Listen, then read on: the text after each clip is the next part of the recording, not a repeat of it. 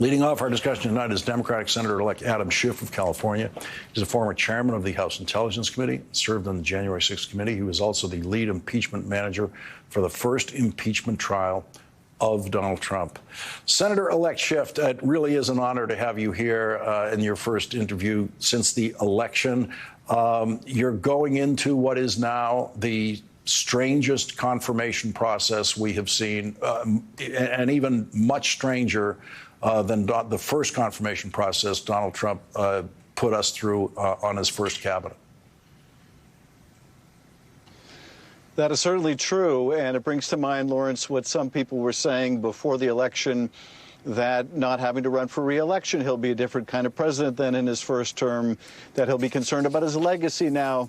Well, Donald Trump has assured anyone who might have believed those claims not true. If he's going to be changed in the second term, it means that he's going to be more extreme in the second term, and these nominees certainly bear that out. Whether it was Matt Gaetz or now Pam Bondi or Tulsi Gabbard, RFK, Pete Hegseth, he has set a very different standard for his nominations than any I think we've seen in history. And yes, it's going to be an interesting confirmation process for all of these nominees.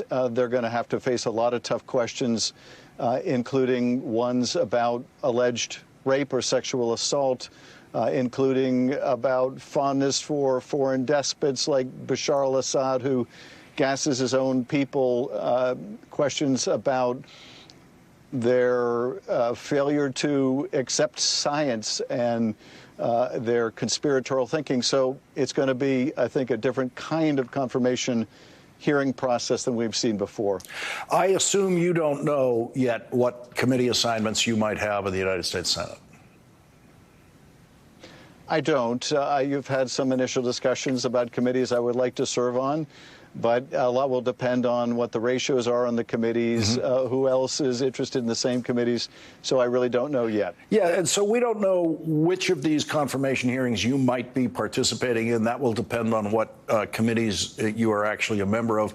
But every senator gets a vote on the floor, and every one of these nominations that makes it through the committee. So you're going to have to examine every one of them as a first order of business as a senator. And this will be the first time you're participating in the confirmation process. It seems to me that there's something more at stake than these individual confirmations. It seems to me that Donald Trump is trying to degrade the entire process of confirmation and what it means. And he's trying to say, in effect, there's no such thing as qualifications.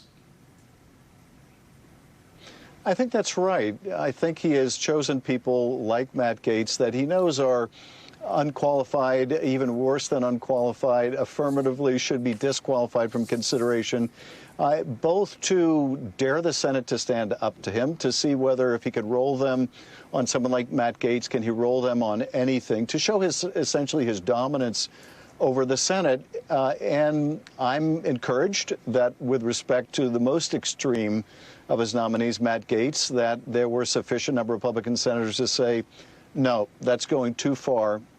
Now, whether that pattern will recur or whether that was, the last demonstration of independence, we'll find out soon enough. But these are choices that are designed to tear down the institutions, that are designed to be disruptive, but not disruptive in a good way, just disruptive of the whole government enterprise. And the other motive here by the president is he wants loyalists that will defend him and go after his adversaries. I'm obviously particularly interested in the Justice Department because I came out of the Justice Department. And, we dodged a bullet, certainly, with Matt Gaetz. But nevertheless, he is chosen for the very top positions now, including the nominee of Bondi, people that are basically his personal attorneys, his criminal attorneys, his impeachment attorney.